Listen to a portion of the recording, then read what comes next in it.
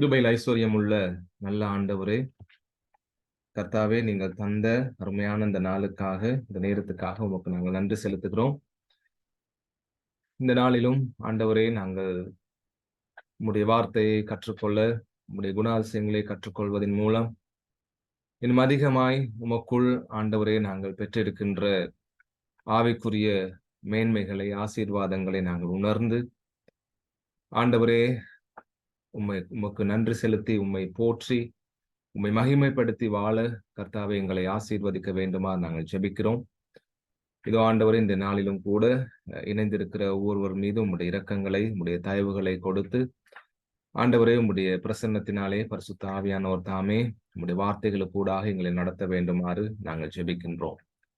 கர்த்தாவே, எங்களோடு கூட வாருங்கள். இந்த நாளிலும் எங்களோடு இணைய முடியாது போனவர்களுக்காக நாங்கள் ஜெபிக்கிறோம். உம்முடைய பிரசன்னம், தயவு அவர்களோடும் கூட தங்கி இருக்கட்டும். ஆண்டவரே கர்த்தாவே, உம்முடைய இரக்கத்தினாலே எங்களை வழி நடத்தி அருளும். இயேசுவின் நல்ல நாமத்தினால் பிதாவே, ஆமேன். நல்லது. இன்றைய நாளிலே நாங்கள் சொன்னதை போல கடவுள் பரிசுத்தமுள்ள கடவுள் என்ற அவருடைய பண்புகளில் ஒன்றை நாங்கள் கற்றுக்கொள்ள இருக்கிறோம்.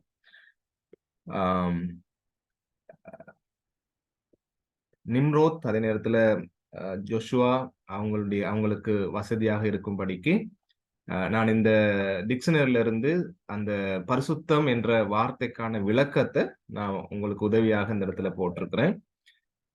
எனவே வேதாகமத்துல, பழைய ஏற்பாட்டுல, எபிரேய மொழியில பரிசுத்தம் என்ற வார்த்தைக்கான அர்த்தத்தை அந்த டிக்ஷனரியில இருந்து நான் இந்த இடத்துல காண்பிச்சிருக்கிறேன். அதாவது நாங்க கவனிக்கிறோம், பலியிடுதல், ரைட்? அதே போல பரிசுத்தமான காரியம், அர்ப்பணிக்கப்பட்ட காரியங்கள், அதே போல அர்ப்பணிக்கப்பட்ட காரியங்கள் அல்லது அர்ப்பணிக்கப்பட்ட பரிசு, ரைட், போன்ற விதமான அர்த்தங்கள் அது கொடுக்கப்படுகிறத நாங்க கவனிக்கிறோம். பரிசுத்தம். இப்ப பழைய ஏற்பாட்டுல சில காரியங்களை கடவுளுடைய வார்த்தையில பரிசுத்தம் என்று சொல்லி அல்லது பரிசுத்தமானது என்று சொல்லி அழைக்கப்படுகிறத நாங்கள் பழைய ஏற்பாட்டில் அவதானிக்கிறோம். அதன் அடிப்படையில கடவுள் செய்ய சொன்ன ஆசாரிப்பு கூடாரம், அதே நேரத்தில் அந்த ஆசாரிப்பு கூடாரத்தில் இருக்கின்ற பாத்திரங்கள் அல்லது பொருட்கள், பாருங்க, பலி செலுத்துகிற இடம், சமூக அப்ப மேஜை, விளக்குகள், அதே போன்று அங்க இருக்கின்ற திரை சீலைகள் போன்று அந்த ஆசாரிப்பு கூடாரத்துல என்னென்ன காரியங்களை கடவுள் செய்ய சொன்னாரோ அவைகள் யாவும் பரிசுத்தமானது என்று அழைக்கப்பட்டது. அதே போல ஆசாரிப்பு கூடாரத்துல வேலை செய்யும்படி, ஊழியம் செய்யும்படி கடவுள் தெரிந்து கொண்ட லேவியர்கள் அல்லது ஆசாரியர்கள், அதே மாதிரி அவர்களுடைய ஆடைகள், ரைட்? அப்ப அந்த ஆசாரிப்பு கூடாரத்தில் இருக்கின்ற பொருட்கள், அதே போல ஆசாரிப்பு கூடாரத்துல வேலை செய்கின்ற, ஊழியம் செய்கின்ற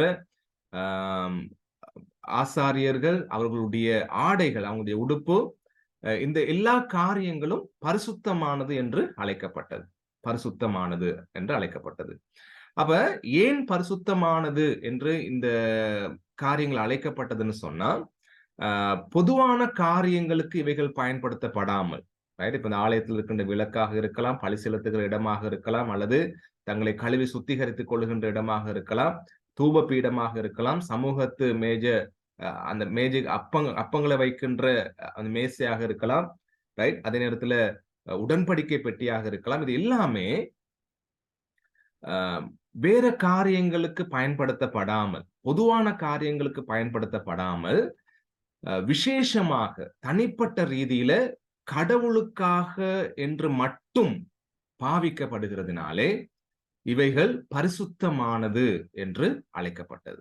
அதாவது பொதுவான அல்லது வேறு காரியங்களுக்கு பாவிக்கப்படாமல், அது ஆசாரியர்களாக இருந்தாலும், அவங்களுடைய ஆடைகளாக இருந்தாலும், மற்ற காரியங்களுக்கு பயன்படுத்தப்படாமல், அவைகளை விசேஷமாக தேவனுக்காகவும் தேவனுடைய ஊழியங்களுக்காகவும் பயன்படுத்தும்படி வேறு பிரிக்கப்பட்டு எடுக்கப்பட்டு அல்லது அழைக்கப்பட்டு கடவுளுக்காக, கடவுளுடைய சேவைக்காக பயன்படுத்தப்படுவதனாலே இப்படியான காரியங்கள் பரிசுத்தமானது, ரைட்? வேறு பிரிக்கப்பட்டது.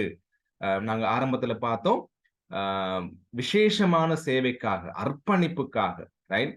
கடவுளுடைய கடவுளுக்காக தங்களை பழி செலுத்தப்பட்ட காரியங்களாக இவைகள், காணிக்கையாக கொடுக்கப்பட்ட காரியங்களாக இவைகள் இருக்கிறது என்று நாங்க பார்க்கிறோம். எனவே இவைகள் பரிசுத்தமானது என்று அழைக்கப்பட்டது. எனவே நாங்க பார்த்தோம், இப்ப ஆசாரியர்களை குறித்து நாங்க பார்த்தோம். ஆசாரியர்கள் பரிசுத்தமானவர்கள் என்று அழைக்கப்பட்டார்கள்.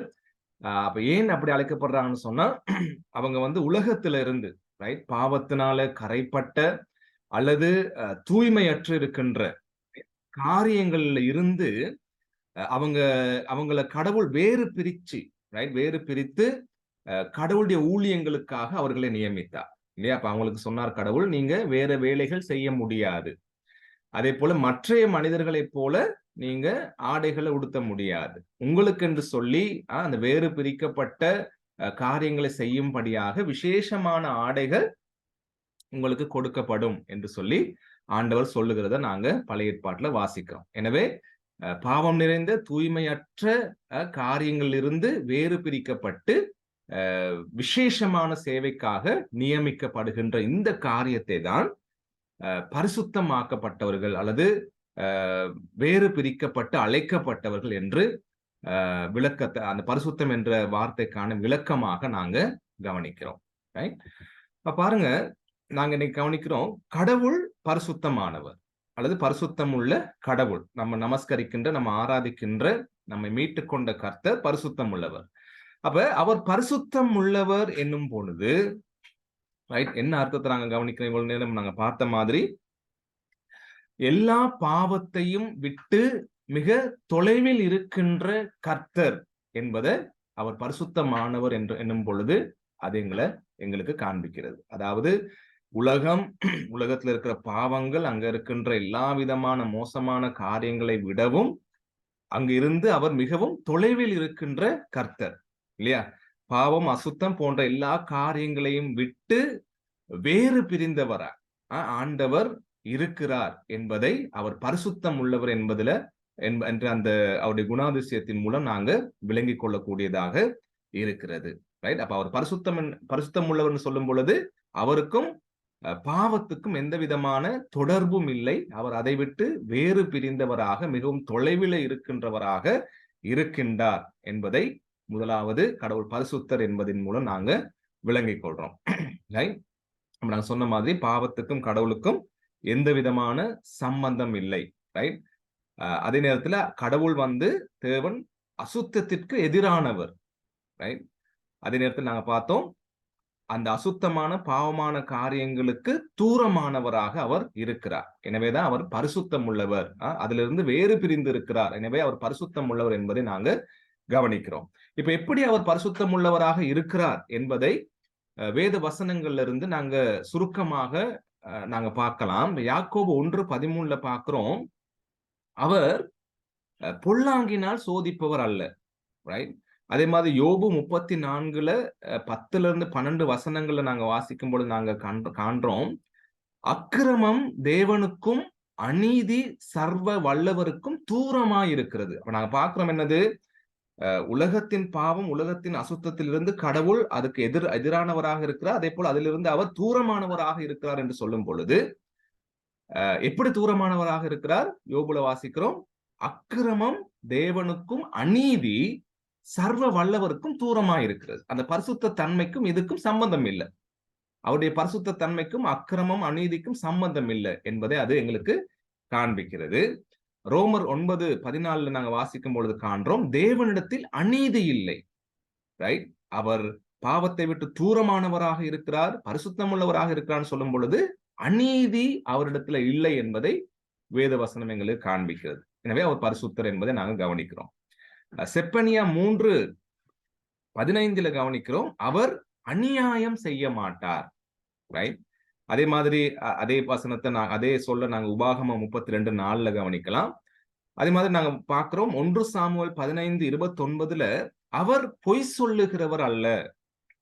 தீத்து 1:3 வாசிக்கிறோம், அதே போல பொய் உரையாத தேவனாக அவர் இருக்கிறார் என்பதை நாங்க கவனிக்கிறோம். எனவே அன்பானவர்களே, கடவுள் அசுத்தமான இப்படியான காரியங்களில் இருந்து மிகவும் தூரமானவராக, இதற்கு அப்பாற்பட்டவராக, மிகவும் தொலைவில் இருக்கிறவராக இருக்கிறார். என்பதை நாங்க கவனிக்கிறோம். இப்ப நான் ஆரம்பத்துல பார்த்தோம், அந்த ஆசாரிப்பு கூடாரத்தில் இருக்கின்ற பொருட்கள், அதே போல் அங்க இருக்கின்ற ஆசாரியர்கள், லேவியர்கள், அவர்களுடைய ஆடைகள் பொதுவான காரியங்களுக்கு அல்லது உலக காரியங்களுக்கு, தங்களுடைய இச்சையான காரியங்களுக்கு பயன்படுத்த முடியாது. அவைகள் வேறு பிரிக்கப்பட்டு தேவனுக்காக பயன்படுத்தப்படுகிறது. ஆகவே அது பரிசுத்தம் உள்ளதுன்னு சொல்லி நாங்க பார்த்தோம்.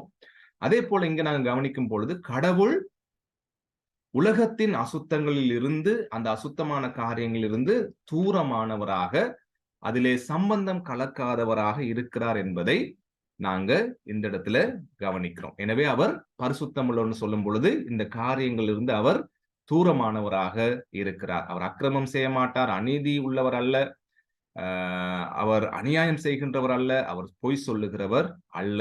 இவைகளில் இருந்து தூரமானவராக இருக்கிறார் என்பதை நாங்க காண்றோம். அதே மாதிரி இப்ப அவர் பரிசுத்தம் உள்ளவர் என்று சொல்லும் பொழுது இவைகளிலிருந்து தூரமாக இருந்தார் என்பதை நாங்க பார்க்கிற அதே நேரத்தில் இப்ப பரிசுத்தம் உள்ளவராக இருக்கும் பொழுது அவருக்கு இருக்கின்ற அந்த பரிசுத்தம் உள்ள தேவனுக்கு இருக்கின்ற குணாதிசயங்களை குறித்தும் சில வேத வசனங்கள்ல இருந்து சுருக்கமாக நாங்க பார்ப்போம்னு சொன்னா, பரிசுத்தம் உள்ள தேவனுக்கு இருக்க வேண்டிய அல்லது வேறு பிரிக்கப்பட்ட கடவுள் எப்படியானவராக இருக்கிறார் என்று பார்க்கும் பொழுது சங்கீதம் 145:17 வாசிக்கிறோம். அவர் செயல்களில் எல்லாம் அவருடைய செயல்களில் எல்லாம் நீதி உள்ளவராக இருக்கிறார். ரைட்? அவர் பரிசுத்தம் உள்ளவர் சொல்லும் பொழுது அவர் நீதி உள்ளவராக இருக்கிறார். ஓசியா 11ஆம் அதிகாரத்துல வாசிக்கிறோம். ஆண்டவர் சொல்றாரு, நான் உன் நடுவில் உள்ள பரிசுத்தர். ரைட்? இப்ப கடவுள் தன்னை அறிமுகப்படுத்தும் பொழுது, தன்னை விளக்கப்படுத்தும் போது, தன்னை வெளிப்படுத்தும் போது அவர் சொல்றாரு, நான் உங்கள் நடுவில் உள்ள பரிசுத்தம் உள்ளவர் என்பதை காண்பிக்கிறார். அதே மாதிரி ரோமர்ல வாசிக்கிறோம் 7:12 அவருடைய வார்த்தைகள் பரிசுத்தம் உள்ளது. ரைட்? அவருடைய வார்த்தைகள் பரிசுத்தம் உள்ளது. வெளிப்படுத்தல் 3:7 வாசிக்கும் பொழுது காண்றோம், அவர் பரிசுத்தம் உள்ளவரும் சத்தியம் உள்ளவருமாக இருக்கிறார்.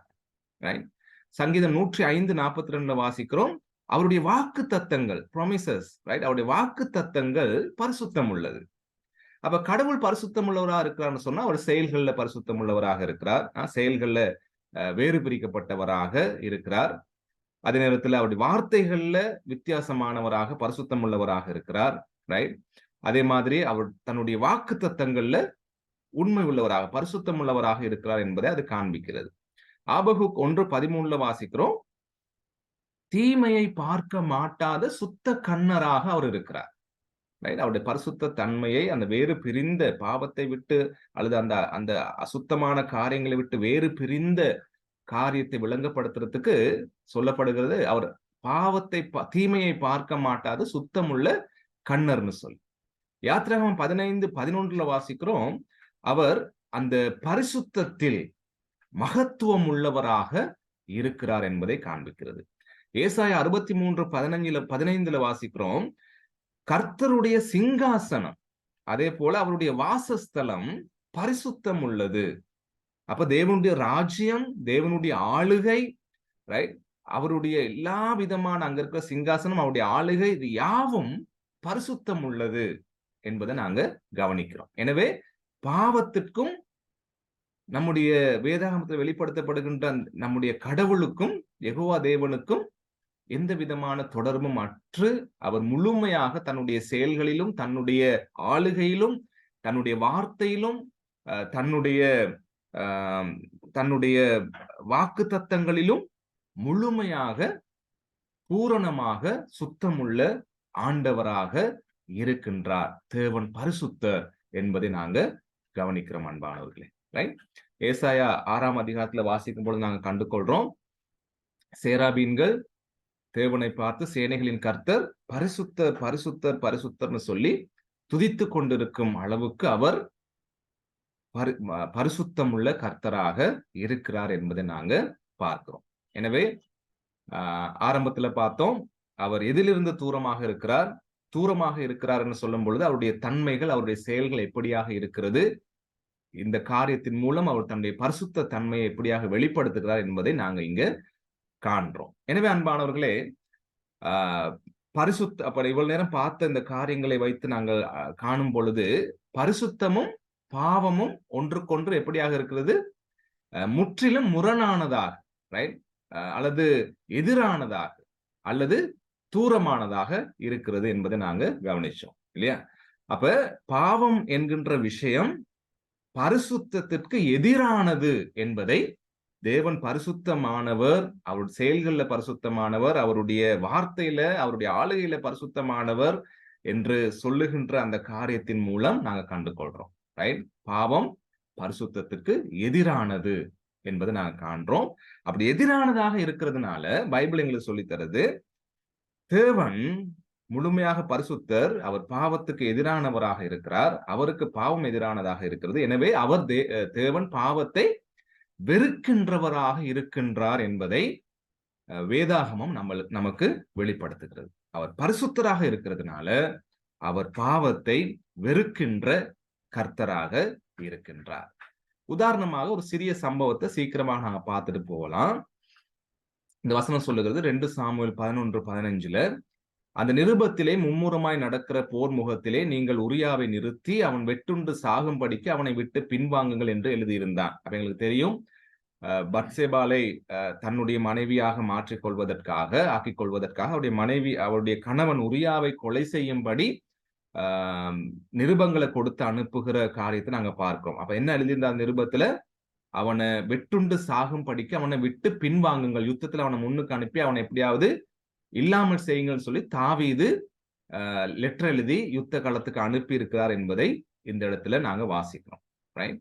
அப்ப கடவுள் பாவத்தை வெறுக்கின்றவர் என்பதை இதுல இருந்து நாங்க எப்படி காண்றோம்னு சொன்னா, பாருங்க, அடுத்து நாங்க பார்க்கிறோம் 2 சாமுவேல் 11:27, இப்ப உரியா மரிச்சு போனாரு, இறந்து போனாரு.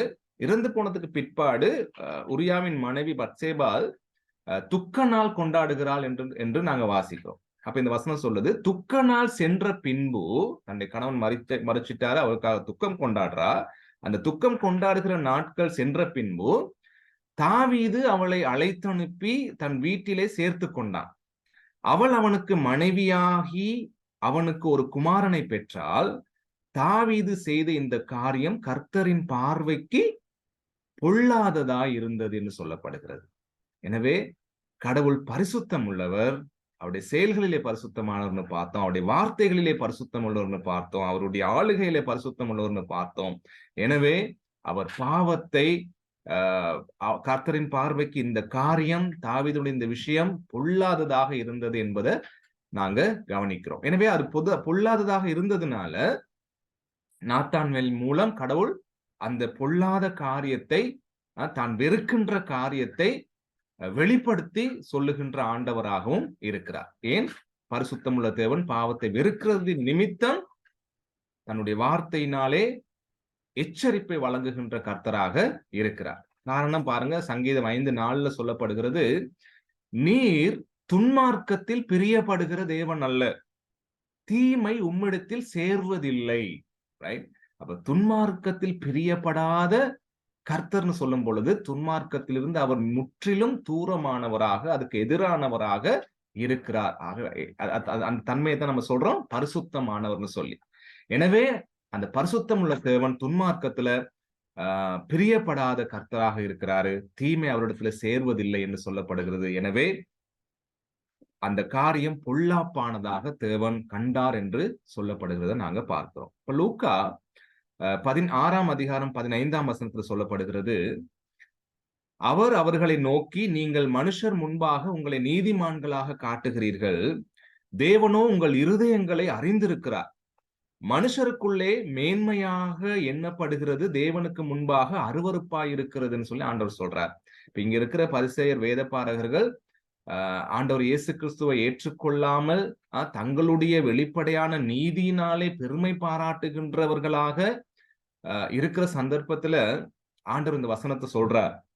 அப்ப இந்த வசனத்தை நாங்க கவனிக்கும் பொழுது தாவீதுக்கும் இதே நிலைமை தான் இல்லையா? இப்ப நாத்தான்வேல் அந்த ஆட்டுக்குட்டி கதையை சொல்லும் பொழுது தாவீதுக்கு கோபம் வருது. யார் அப்படியாப்பட்ட மனுஷன், அவன் கொல்லப்படணும்னு சொல்றாரு இல்லையா?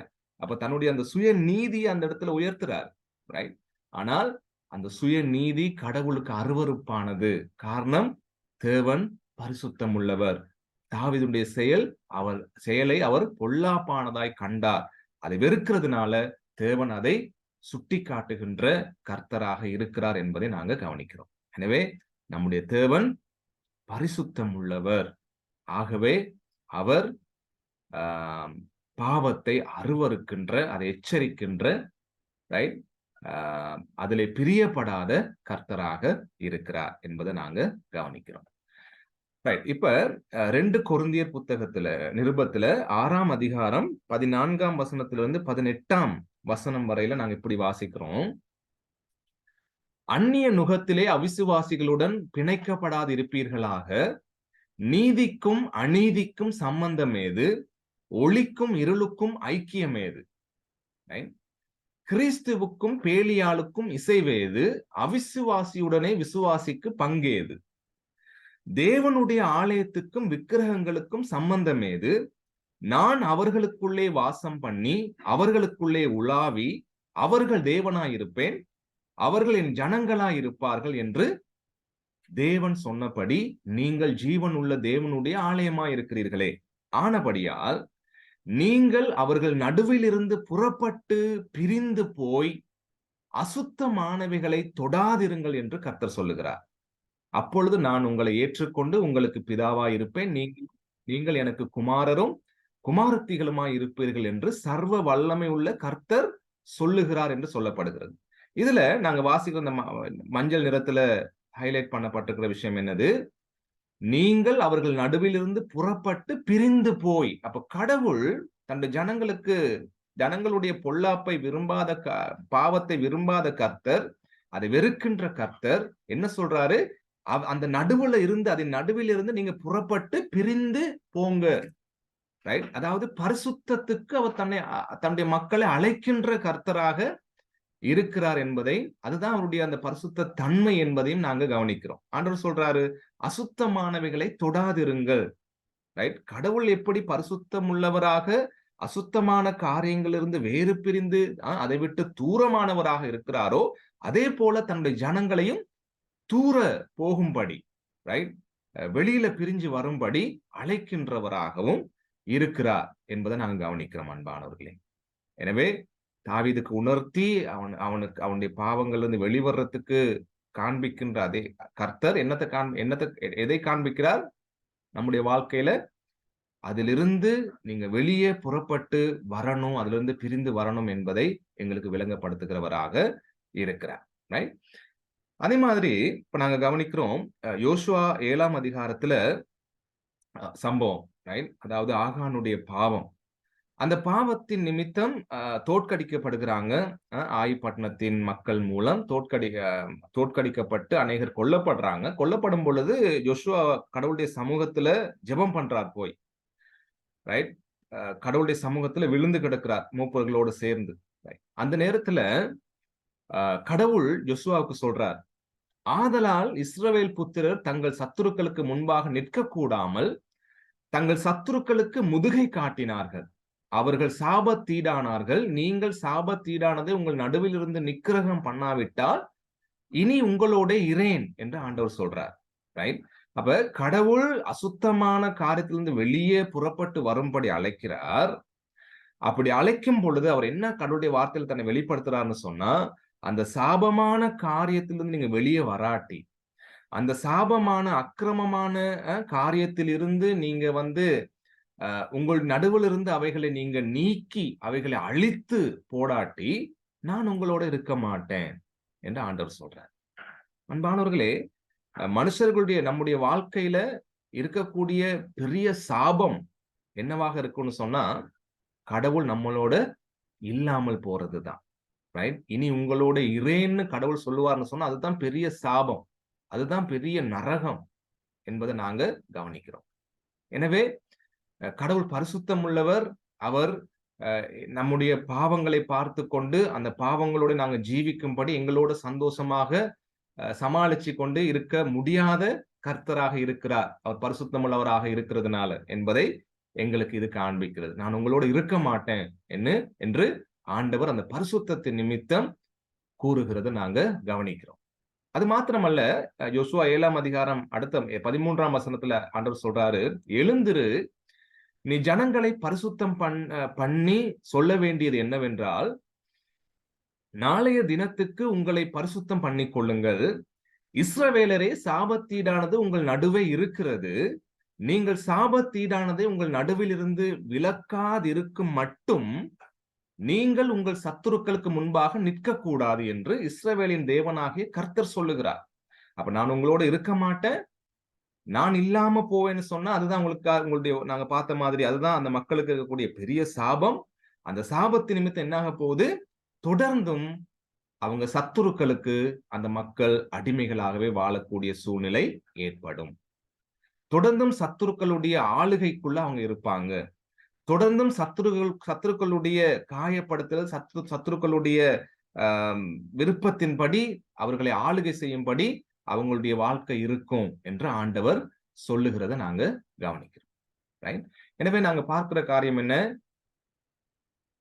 கடவுள் பரிசுத்தம் உள்ளவராக இருக்கிறதுனால அவர் எங்கிட்ட எதிர்பார்க்கிறார், நீங்களும் உங்களுடைய பாவங்களை நீக்கிவிட்டு என்கிட்ட வந்து சேருங்கன்னு சொல்லி சொல்றதை நாங்க கவனிக்கிறோம். அதாவது சாபத்தீடானதை உங்களை விட்டு நீக்குங்க, அது வரைக்கும் நான் உங்களோட இருக்க மாட்டேன், நீங்க உங்களை பரிசுத்தப்படுத்திக் கொள்ளுங்கன்னு சொல்லி ஆண்டவர் சொல்றதை நாங்க கவனிக்கிறோம். ஆனால் மனிதர்களுக்கு என்ன செய்ய முடியாது? தங்களை தாங்களே பரிசுத்தப்படுத்திக் கொள்ள முடியாது. தொடர்ந்தும் பழைய ஏற்பாட்டுல வாசிக்கிறோம், தொடர்ந்தும் கடவுளுடைய தண்டனைக்கும் கடவுளுடைய சாபத்துக்கும் அவங்க உள்ளாகுகிறார்கள் என்று சொன்னால் காரணம் என்ன? அவங்களுடைய சொந்த பலத்தினாலே என்ன செய்ய முடியல, அவங்களுடைய பாவத்தின் அகோரத்தினால கடவுளை நம்பாமல் போய் தொடர்ந்தும் அவர்கள் கடவுளுக்கு விரோதமாக பாவம் செய்யறதுனால கடவுளுடைய தண்டனைக்கு மாத்திரமே உரியவர்களாகவே அவங்க இருந்தாங்க. பரிசுத்தமுள்ள தேவனுடைய கோபத்துக்கு உரியவர்களாக அந்த மக்கள் காணப்பட்டாங்க என்பதை நாங்கள் பழைய ஏற்பாட்டுல அநேக இடங்கள்ல நம்ம வாசிக்கலாம். ரைட்? அப்ப ஓசியா 15ஆம் அதிகாரத்துல சொல்லப்படுகிறது, அவர்களுடைய பொல்லாப்பெல்லாம் கீழ்காலிலே நடக்கும், அங்கே நான் அவர்களை வெறுத்தேன், அவர்களுடைய பொல்லாப்பின் நிமித்தம் அவர்களை நான் என் முகத்தை விட்டு துரத்துவேன், இனி அவர்களை நேசிக்க மாட்டேன், அவர்களுடைய அதிபதிகள் எல்லாரும் துரோகிகள் சொல்லி ஆண்டவர் ஓசியா 15ஆம் அதிகாரத்துல சொல்றதை நாங்க கவனிக்கிறோம். ரைட்? இனி நான் அவர்களை நேசிக்க மாட்டேன் என்று சொல்லுகிறத நாங்க பார்க்கிறோம். 15ஆம் அதிகாரமா இருக்காது, நான் அதை மாத்தி போட்டுட்டேன், 10ஆம் அதிகாரம் நினைக்கிறேன். நான் அவர்களை நேசிக்க மாட்டேன், அவர்களை துரத்தி விடுவேன், அவர்கள் என்னுடைய துரோகிகள்னு சொல்லி ஆண்டவர் சொல்றதை நாங்க கவனிக்கிறோம். அப்ப என்ன நாங்க பார்க்கிறோம்னு சொன்னா, பரிசுத்தம் உள்ள தேவனுக்கு உகந்த வாழ்க்கை வாழ முடியாததினாலே இந்த ஜனங்கள் தேவனுடைய தண்டனைக்கு உள்ளானவர்களாக இருக்கிறார்கள் என்பதை வேதம் எங்களுக்கு சொல்லித் தருகிறது. எனவே ஆரம்ப கட்டத்துல நாங்க பஞ்சாகமங்களை வாசிக்கும் பொழுது ஆண்டவர் பாவிகளான ஜனங்கள், மக்கள் தங்களை பரிசுத்தப்படுத்திக் கொள்ளும்படி, ரைட், தன்னிடத்துல வரும்படி, அந்த பரிசுத்தம் உள்ள தேவனிடத்துல வர்றதுக்குரிய ஒரு வழியை அவங்களுக்கு ஏற்படுத்தும்படி அவர் என்ன செய்யறாரு? கிருபையாக, ரைட், பலிகளை ஏற்படுத்துறாரு கடவுள், பலி செலுத்தும்படியா. பாருங்க, எபிரேயர் 10ஆம் அதிகாரத்துல முதல் 3 வசனங்களை நாங்க வாசிக்கிறோம். இப்படி இருக்க நியாயப்பிரமாணமானது வரப்போகிற நன்மைகளின் பொருளாயிராமல் அவைகளின் நிழலாய் மாத்திரம் இருக்கிறபடியால் வருஷம் தோறும் இடைவிடாமல் செலுத்தப்பட்டு வருகிற ஒரே விதமான பலிகளினாலே அவைகளை செலுத்த வருகிறவர்கள் ஒரு காலம் பூர்ணப்படுத்த மாட்டார். என்னது? பழைய ஏற்பாட்டுல ஆண்டவர் பலி செலுத்துறதின் மூலம் நீங்க உங்களை பரிசுத்தப்படுத்தி கொண்டு தேவனுடைய மன்னிப்பை பெற்றுக்கொண்டு தேவனோடு உறவாடலாம் என்று ஆண்டவர் சொன்னார். ஆனால் அவங்க அந்த பலியை தொடர்ந்து செலுத்த வேண்டியிருந்துச்சு. ரைட்? இன்னைக்கு ஒருத்தன் பாவம் செய்துட்டு தன்னுடைய பாவத்துக்காக பலி செலுத்துறான்னு சொன்னா அவன் முழுமையாக பரிசுத்தமாகிறல, தேவனுக்கு உகந்தவனாக மாறிடல. இன்னும் கொஞ்சம் காலம் கழிச்சு அவன் செய்கின்ற பாவத்தின் நிமித்தம் இன்னும் ஒரு ஆடையோ மாட்டையோ அவன் என்ன செய்ய வேண்டியிருக்குது? ரைட்? பலி செலுத்த வேண்டியிருக்குது. அதாவது அவன் செலுத்துகின்ற அந்த ஆடு, மாடு, அந்த காளை, வெள்ளாட்டு கடா என்ன செய்ய மாட்டேங்குது? அவனுடைய பாவத்தை முழுவதுமாக சுத்தமாக்க மாட்டேங்குது. ரைட்? அடுத்த வசனம் பாருங்க. பூரணப்படுத்துமானால், இந்த பலிகள் அவன் ஒரு மனிதனை பூரணப்படுத்தி பரிசுத்தப்படுத்துமானால், ஆராதனை செய்கிறவர்கள் ஒரு தரம் சுத்தமாக்கப்பட்ட பின்பு இன்னும் பாவங்கள் உண்டென்று உணர்த்தும் மனசாட்சி அவர்களுக்கு இல்லாதிருப்பதினால் அந்த பலிகளை செலுத்துகிறது நிறுத்தப்படும் அல்லவா? ரைட்? அப்ப உண்மையாகவே ஒரு பலி செலுத்துவதன் மூலம் தன்னுடைய பாவம் கழுவப்பட்டுருச்சு, ஒரு ஆட்டை வெட்டியாச்சு, மாட்டை வெட்டியாச்சு, கடவுள் என்னை ஏற்றுக்கொண்டுட்டார். அந்த பரிசுத்தம் உள்ள தேவனுக்கு முன்பாக நான் நிற்க முடியும், நான் பரிசுத்தம் உள்ளவனாக மாறிட்டேன், இந்த ஆட்டுக்கடாவின் ரத்தம் என்னை சுத்திகரிச்சிருச்சுன்னு சொல்லி ஒருவன் நினைப்பான்னு சொன்னா, அவனுடைய மனசாட்சி அப்படி சொல்லுன்னு சொன்னா, திரும்ப திரும்ப பழி செலுத்த வேண்டிய அவசியம் இருந்திருக்காது என்று அந்த வசனம் சொல்லுது இல்லையா? ஆனால் அப்படி அந்த மனசாட்சி அவங்களுக்கு சொல்லல. ஏன்னா மனசாட்சி தொடர்ந்தும் உறுத்தி கொண்டே இருக்கிறது என்பதை நாங்க பார்க்கிறோம். ரைட்? அடுத்த வசனம், அப்படி நிறுத்தப்படாதபடியால் பாவங்கள் உண்டென்று அவைகளினாலே வருஷம் தோறும் நினைவு கூறுதல் உண்டாயிருக்கிறது. அப்ப தொடர்ந்தும் பழி செலுத்துகிற பண்டிகைகள், ஆராதனைகள் தொடர்ந்தும் நடக்க வேண்டி இருக்குது ஆலயத்துல.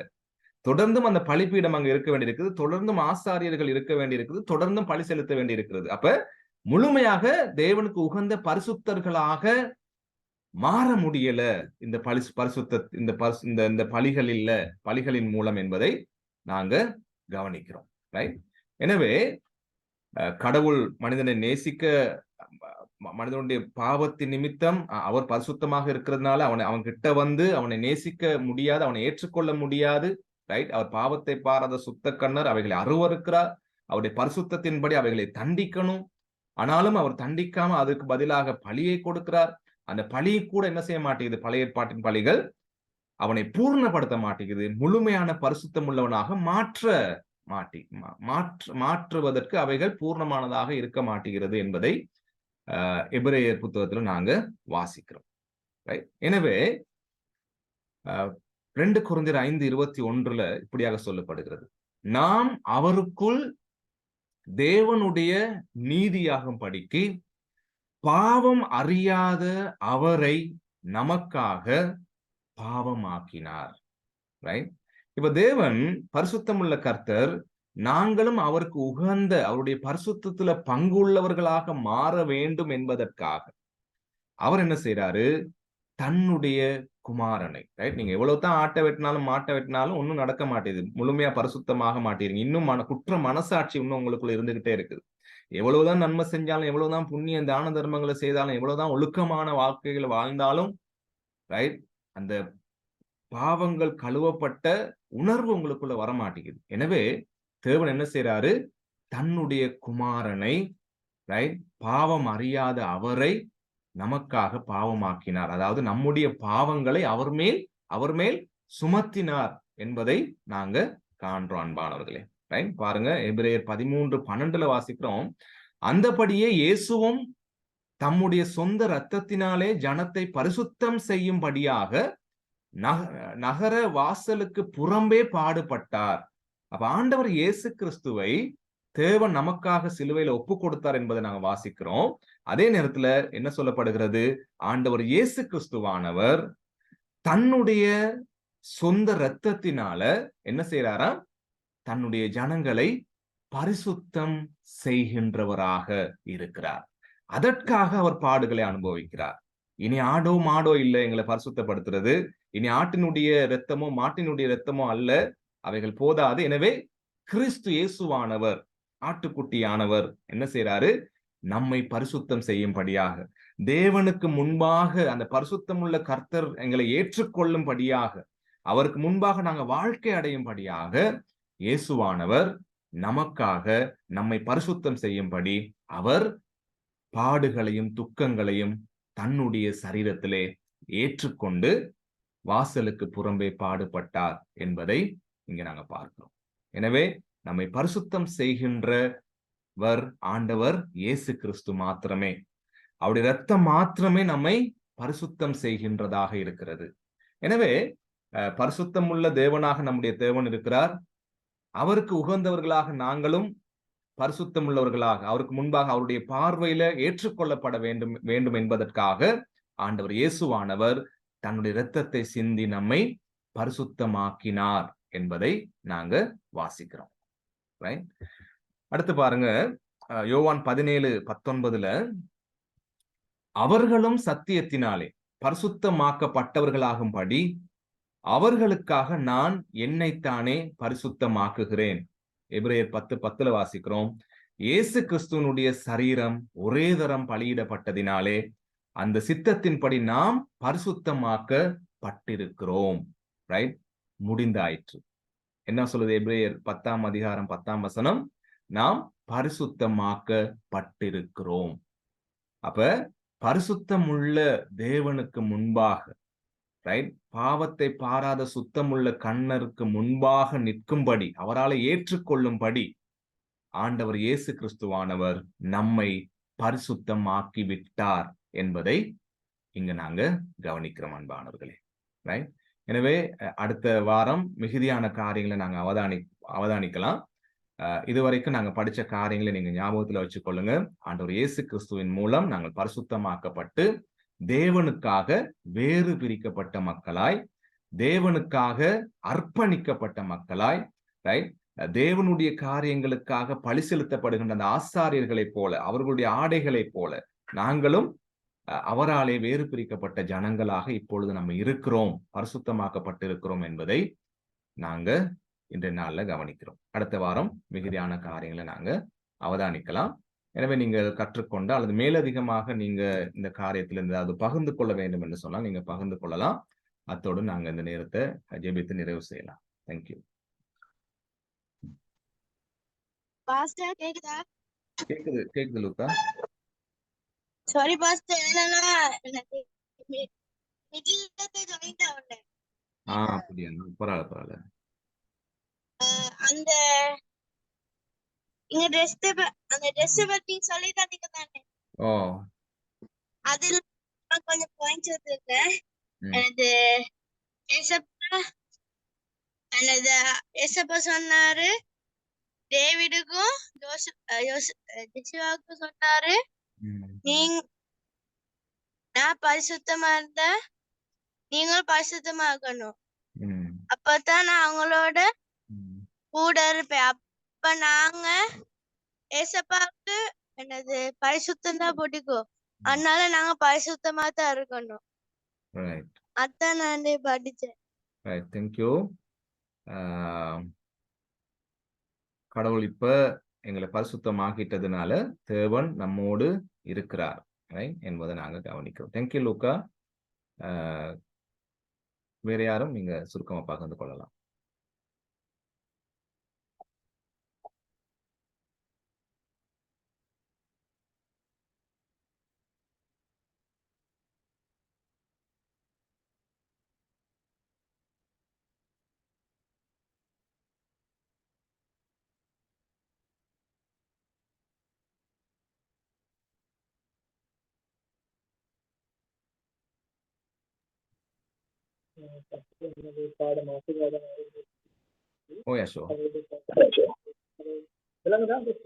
கொஞ்சம் சவுண்ட் குறைஞ்சிருக்கு யசோ. கேக்குதா? இப்ப சரி. என்ன சொன்னா, கடவுளுடைய பரிசுத்தத்தை பத்தி ரொம்ப அழகா சொல்லி கொடுத்தீங்க. கடவுளுடைய பரிசுத்தத்தை பத்தி நாங்க படிக்கிற நேரம் விசேஷமா நாங்க எங்களை உணர்ற போக்குல வேதம் சொல்லுது, எங்களுடைய நீதி அழுக்கான கந்தைன்னு சொல்லி, எங்களுடைய நீதியானது அருவருக்கப்படத்தக்கதாக இருக்கிறதுன்னு சொல்லி. சில வேளை நாங்க யோசிக்கிறோம் எங்களுடைய நன்மையான காரியங்களாலேயோ என்னுடைய நீதியான வாழ்க்கையினாலேயோ நான் என்ன பரிசுத்தப்படுத்தி கொள்ளலாம், நான் கடவுள்கிட்ட சேர்ந்துடலாம்னு சொல்லி இந்த உலகம் இன்னைக்கு நம்பிக்கொண்டிருக்கிற பொழுதும், ஆனா மெய்யான பரிசுத்தம் இயேசு கிறிஸ்து கிட்ட இருந்து மட்டும்தான் வருது. நேற்றா அந்த பரிசுத்தத்துக்காக அவர் கொடுத்த கிரயம் அவருடைய உயிரா இருக்கு. அப்ப அவருடைய உயிரை கொடுத்து எங்களை அவர் பரிசுத்தப்படுத்தி இருக்கிறாரு. அதை கற்றுக்கொள்ளக்கூடியதா இருந்துச்சு. விசேஷமாக அப்ப அந்த பரிசுத்தப்படுத்துவதற்கான அந்த காரியங்கள் தேவன் அனாதியாய் தீர்மானித்து திட்டமிட்டு செய்யற காரியமா இருக்குது. இன்னைக்கு நாங்க நினைக்கிறோம் யோகா செய்யறதாலேயோ இல்லாட்டி எங்களை கட்டுப்படுத்தி எங்களுடைய ஒழுக்கமுள்ள வாழ்க்கையினாலே நான் என்ன பரிசுத்தப்படுத்தி கொள்ளலாம், ஒழுக்கமுள்ள வாழ்க்கை வாழ்ந்துட்டான்னு சொல்லி அவ எல்லாம் ஒரு கட்டத்துல தோல்வி அடைந்து அது எங்களை ஏமாற்றத்துக்குள்ள கொண்டு போகுன்றது மட்டுமே உண்மை. வேதம் சொல்லுகிற மாதிரி இயேசு கிறிஸ்து ஒருவரே எங்களை பரிசுத்தப்படுத்தக்கூடியவர். ஆகவே நாங்க இன்னும் அவர்ல தங்கி தரித்து வாழ வேண்டும் என்றது அது எங்களுக்கு உணர்த்துகிறதா இருக்கிறது. அடுத்ததா ஆசாரிப்பு கூடத்துடைய அந்த பனிமுட்டுகளை பத்தி சொன்னீங்க, அந்த பாத்திரங்கள் எவ்வளவு பரிசுத்தமா இருக்க வேண்டும் என்று. உண்மையிலே அந்த காரியங்களை கடவுள் சொல்ற நேரத்துல நீங்க எந்தெந்த காரியங்கள் மோசைக்கு சீனாய் மலையில காட்டுறாரு, நீ இப்படித்தான் இந்த காரியங்கள் எல்லாம் செய்ய வேணும்னு சொல்லி. அப்ப தேவன் தன்னுடைய பரிசுத்தத்துல எவ்வளவு உறுதியா இருக்கிறாரு அதை அப்படியான சூழ்நிலையிலையும் கடவுள் எங்களை அந்த பரிசுத்தத்துக்கு அழைக்கிறார். எப்படின்னு சொன்னா, எங்களுடைய நீதியான நான் திரும்ப சொல்ற மாதிரி நீதியான வாழ்க்கையுடாகல்ல, அவர்ல சார்ந்து வாழ்கிற பொழுது அந்த பரிசுத்தத்துக்குள்ளாக நாங்களும் அந்த பரிசுத்தத்துக்குள்ள நாங்களும் மாற்றப்படுகிறோம் என்றதை இன்றைக்கு கற்றுக்கொள்ளக்கூடியதாக இருந்துச்சு. தேங்க்யூ. Thank you ashore. கிறிஸ்து இயேசுவின் பரிசுத்தமாக்குதலின் மூலம் நாங்களும் அவருக்குள்ளே பரிசுத்தமாக்கப்படுகிறோம். தேங்க்யூ. வேறு யாரும்?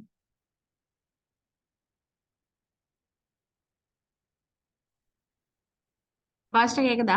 ஓ, நிரோஷன் கேட்கு.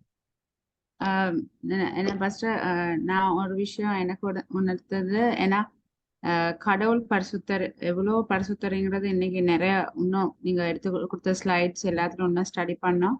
ஆனா அவ்வளோ பெரிய ஒரு பரிசுத்தர் வந்து இந்த உலகத்துக்கு வந்ததே பாவிகளை தேடி. அப்ப அதை நினைக்கிற நேரம் அப்ப தேவன் எவ்வளோ ஒரு அன்பானாருங்கிறத நான் உணர்ந்தேன். அவர் வந்து சுத்தமா இருக்கிறவங்களுக்காக வரல, அவர் வந்தது உண்மையில பாவிகளை தேடி. அடுத்து பாஸ்டர், நான் ஒரு விஷயம் எனக்கு அது நான் உங்ககிட்ட கேட்கணும். நாங்க வந்து அது பரிசுத்தங்கிறதும் வந்து நாங்க அது சுயமா யசோ சொன்னமா எங்கட நீதினாலோ இல்லை தானே பாஸ்டர், அதுவும் வந்து அந்த கடவுளோட கிரேஸ் மாய் தானே. அப்ப எங்களுக்கு தெரியாது நாங்க எவ்வளவு தூரம் நாங்க பரிசுத்தம் தானே. அப்ப அந்த நீங்க சொன்ன அந்த 10 கற்பனை எல்லாம் எங்களுக்கு 100% செய்யலாட்டியும் நாங்க அதுக்கு அந்த எங்கட எங்கட அந்த வாஞ்சைய தேவன் அறியறா இருக்கிறார். அப்படித்தானே பாஸ்டர்? Very good. உண்மை. கடவுள் அந்த பரிசுத்த தன்மை எங்களுக்குள்ள ஏற்படுத்தும். அதான் பழி செலுத்துறதன் மூலம் ஒரு பரிசுத்தம் ஏற்படாது அங்க. நீங்க சொன்ன மாதிரி அப்ப இயேசு சுவாமி பூமியில வந்து அந்த பரிசுத்தத்தை எங்களுக்காக சம்பாதித்து தந்திருக்கிறார் என்பதை இன்றைய நாள நாங்க படிச்சோம். அடுத்த வர்ற வாரங்கள்ல நாங்க பார்ப்போம் எப்படி அந்த பரிசுத்த தன்மையை நம்முடைய வாழ்க்கையிலிருந்து கடவுள் எதிர்பார்க்கிறார், அதை பரிசுத்த தன்மையை வெளிப்படுத்துவதற்கு கடவுள் எப்படி எங்களுக்கு உதவி செய்கிறார் என்பதை அடுத்த வாரத்துல நாங்க சுருக்கமா பார்க்கலாம். தேங்க்யூ ரோஷினி. Thank you pastor. வேற யாரும் நீங்க விரும்பினா பகிர்ந்து கொள்ள முடியும்? பாஸ்டர். ஓ, அருள். பாஸ்டர், இந்த பரிசுத்தம்னு பார்க்கிற நேரம் இப்ப நான் கடவுளோட பரிசுத்தமும் மனிதனுடைய பரிசுத்தத்துக்கும் வித்தியாசம் இருக்கு. ஏன்னா பாஸ்டர், அப்ப பார்க்கிற நேரம் கடவுள் வந்து அவரை சொல்றாரு, நான் பரிசுத்தரா இருக்கிற போல் நீங்களும் எங்களை பரிசுத்தத்துக்கு அழைக்கிற நேரம் அந்த அவருடைய பரிசுத்தத்தை காட்டுறதுக்காக வேண்டியதான் எங்களை அழைச்சிருக்காரு. அதே போல நான் பார்க்கிற நேரம் இப்ப நாங்க இந்த இயேசு கிறிஸ்து சுமந்த சிலுவை வந்து அவங்க நீங்க திமத்தில சொன்ன மாதிரி அவர் எங்களுக்கு பாவமாகினார் சும்மா. அப்ப எங்களோட பாவத்தை எல்லாம் அவர் அந்த சுமந்தனால அந்த பாவம் உண்மையில அந்த சிலுவை வந்து எங்களுடைய பாவமா இருக்கு. அப்ப அந்த பாவத்தில எங்களை அந்த கழுவுற அந்த சொல்றது அந்த சிலுவை சுமந்தனால எங்களுடைய பாவம் எல்லாம் அங்க அறையப்பட்டனால நாங்க அவருடைய பரிசுத்தத்துக்கு நாங்க எங்களை அழைச்சிருக்கிறாரு. ஆனா நாங்க அந்த பரிசுத்தம் சில நேரம் அந்த நீதியின் அடிப்படையில பார்க்கிற நேரம் அது எங்களுடைய அழுக்கான கந்தையா இருக்கும். அப்படி பார்க்கிற நேரம் அந்த யாரு தாவீது வந்து யாருக்கு சவுல் தேவ ஆவி அவனை விட்டு போன நேரம் அப்ப தாவீதுக்கும் அந்த நிலைமை வரக்கூடாதுன்னு சொல்றாரு, தேவ ஆவி என்னை விட்டு எடுக்காமல் இருக்கும்படி. அந்த அப்ப அந்த பரிசுத்தம் தேவன் கொடுக்கிறவரா இருக்கிறாரு. அந்த பரிசுத்தத்துக்குள்ளதான் எங்களை அழைக்கிறார். இந்த பரிசுத்தத்தை வாஞ்சிக்கிற ஒரு மனுஷனுடைய இருதய விருப்பத்தை தான் நாங்க அந்த 51ஆம் சங்கத்துல பாக்குறோம், அருள் சொல்ற மாதிரி. தேங்க்யூ அருள். ரைட். வேற யாரும் நீங்கள் விரும்பினா பகிர்ந்து கொள்ள முடியும்? இது இல்லாத பட்சத்தில் நாங்க ஜெபித்து நிறைவு செய்யலாம். அந்த கடைசியா வாசிச்ச எபிரேயர் 10:10 அதிகாரம் 10ஆம் வசனம் புதிய மொழிபெயர்ப்பு வேதாகமத்துல சுரேஷ் அனுப்பியிருக்காரு. இப்படியாக இருக்குது, நான் வாசிக்கிறேன். இவ்விதமாக கிறிஸ்து இயேசு ஒரே தரம் எல்லா காலத்திற்குமாக தமது உடலை பலியாக செலுத்தியதன் மூலமாக இறைவனுடைய விருப்பத்தை நிறைவேற்றியதினால் நம்மை பரிசுத்தமாக்கி இருக்கிறார். தேங்க்யூ. நாங்கள் அடுத்த வாரம் இன்னும் கொஞ்சம் முயற்சி பண்ணுவோம் கடவுளுடைய காரியங்களை பரிசுத்த தன்மையை கற்றுக்கொள்றதுக்காக. தேங்க்யூ.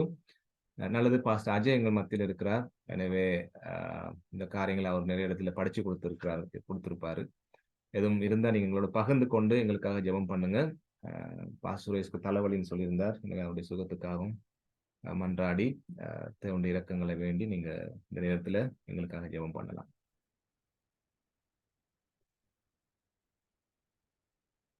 தேங்க்யூ பாஸ்டர் சசிகுமார், நன்றி. நான் எப்பயுமே பரிசுத்தத்தை பத்தி சிந்திக்கிற நேரம் ஒரு காரியம் என்னுடைய மனதில் இருக்கும். தேவனுடைய ரட்சிப்பினுடைய செயல்பாடுல மிக முக்கியமான ஒரு அங்கமானது பரிசுத்தப்படுத்துதல்.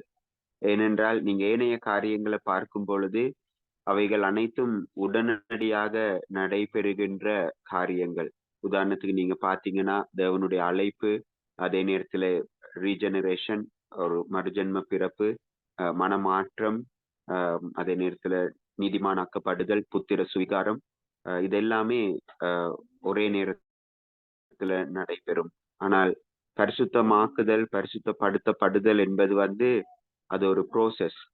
அப்ப எப்ப ஒரு கிறிஸ்தவன் தன்னை ஆண்டவர் இயேசு கிறிஸ்துவுக்கு முழுமையாய் ஒப்பு கொடுக்கின்றானோ, ஆண்டவர் இயேசு கிறிஸ்துவனுடைய அந்த உன்னதமான அழைப்பை பெறுகிறானோ, அந்த நேரத்துல அவன் ஆண்டவர் இயேசு கிறிஸ்துவினுடைய சிலுவைய மட்டும் எடுக்கையில மாறாக அவருடைய நுகத்தையும் அவன் மேல அவன் சுமந்து கொள்கிறான்.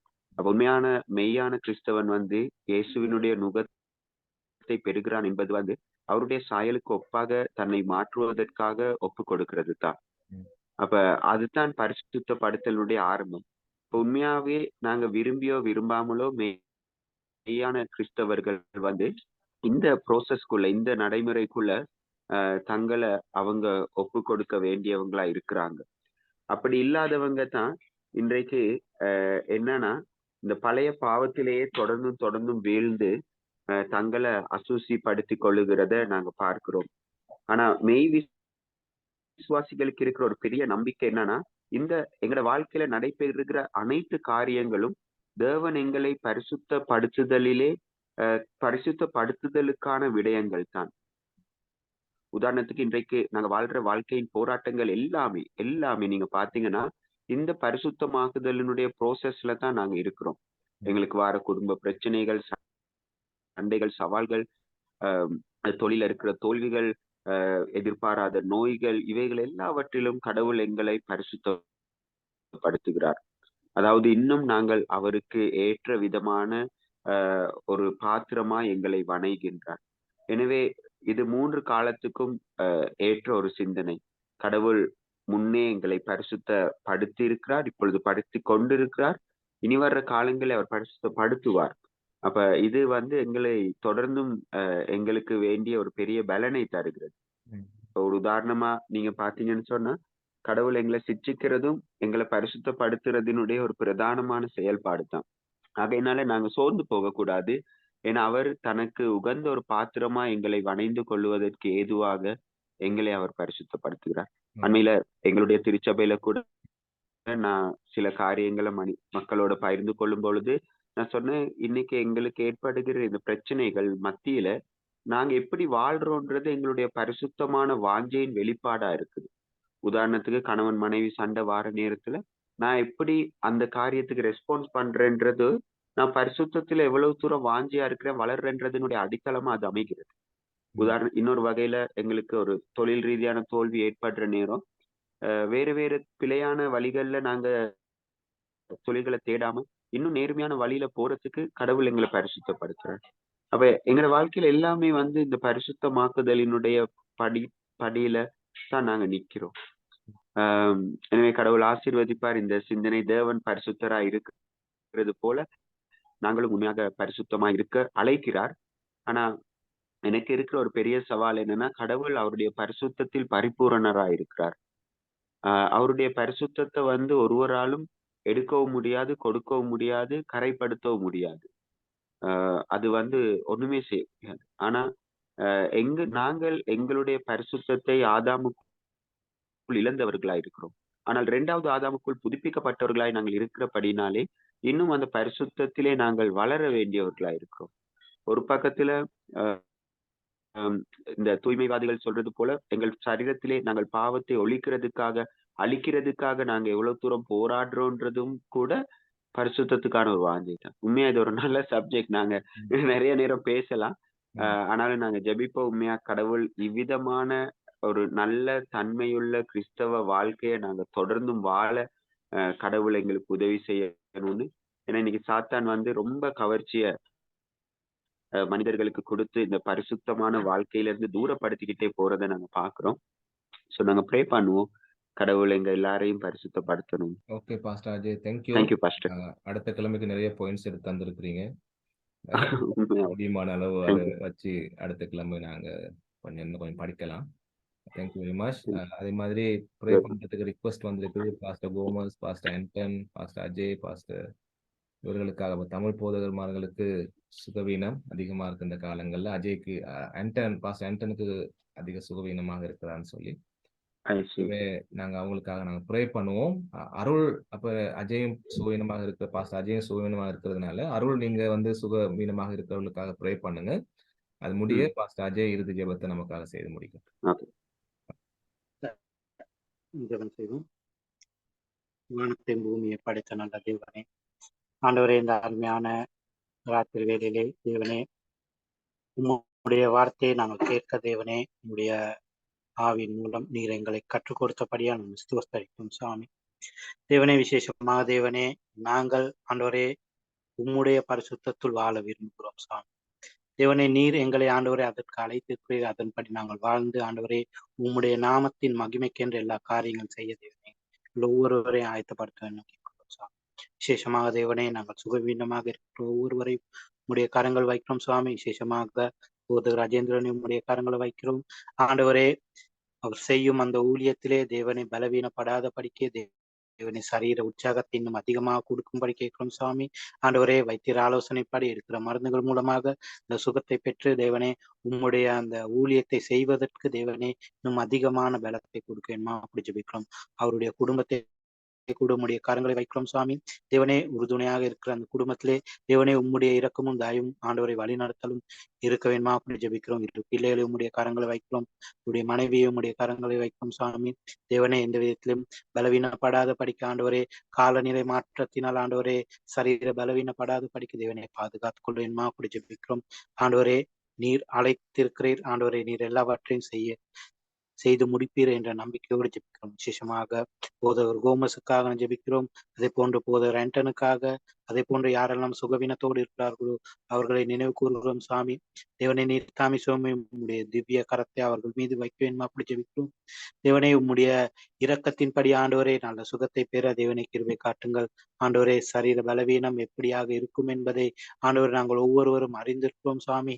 ஆண்டவரே, அது மூலம் ஆண்டவரே அந்த வெறுப்புக்குள் போகாதபடி, விரக்திக்குள் போகாதபடிக்கு ஆண்டவரே உற்சாகத்தை கொடுத்து ஆண்டவரே ஆவியிலே இன்னும் ஆண்டவரே உற்சாகத்தோடு வேலைகள் செய்ய தேவனை கிருபை காட்டுங்கள். வருகிற நாட்கள்ல அவர்களுடைய ஊழியங்களை செய்வதற்கு தேவனே வேலைகளை செய்வதற்கு ஆண்டவரை நிறுத்தாமே வழிகளை திறந்து கொடுக்கணுமா அப்படி ஜெபிக்கிறோம் சுவாமி. எல்லாம் வல்ல இயேசு கிறிஸ்துவின் நாமத்தில் பிதாவே, ஆமென். நிறைவு ஜெபம் தானே சசி? ஓகே.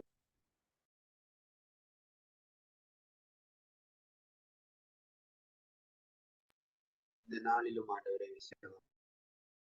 பரிசுத்தத்தினுடைய பண்புகளை குறித்து ஆண்டவரை குணாதிசயங்களை குறித்து உடைய வேதத்திலே பல காரியங்களை நாங்கள் தேடி ஆராய்ந்து பார்த்து படித்தோம். உமக்கு நன்றி.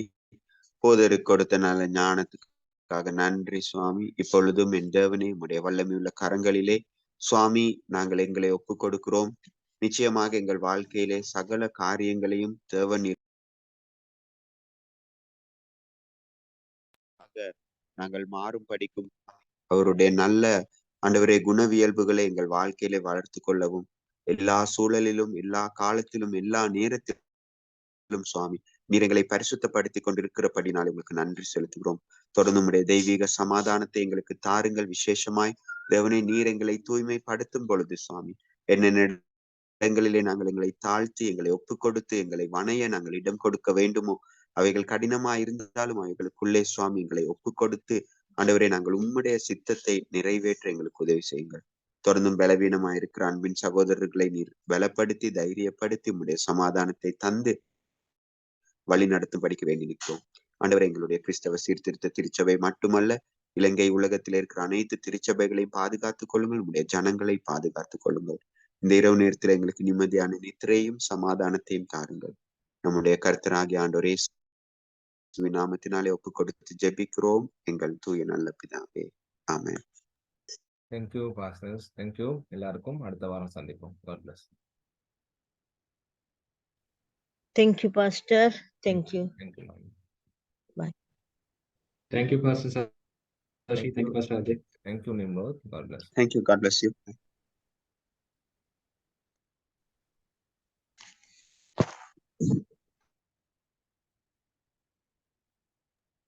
Thank you, Pastor. Thank you, Pastor Ajay. Thank you, Pastor Suresh. Thank you, Niroshin.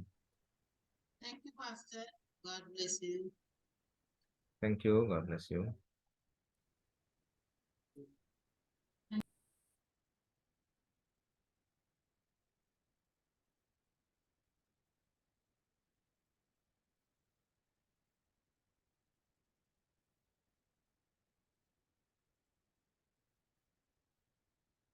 Yesso video வருது இல்ல யசோ, இதுல என்ன தெரியும்?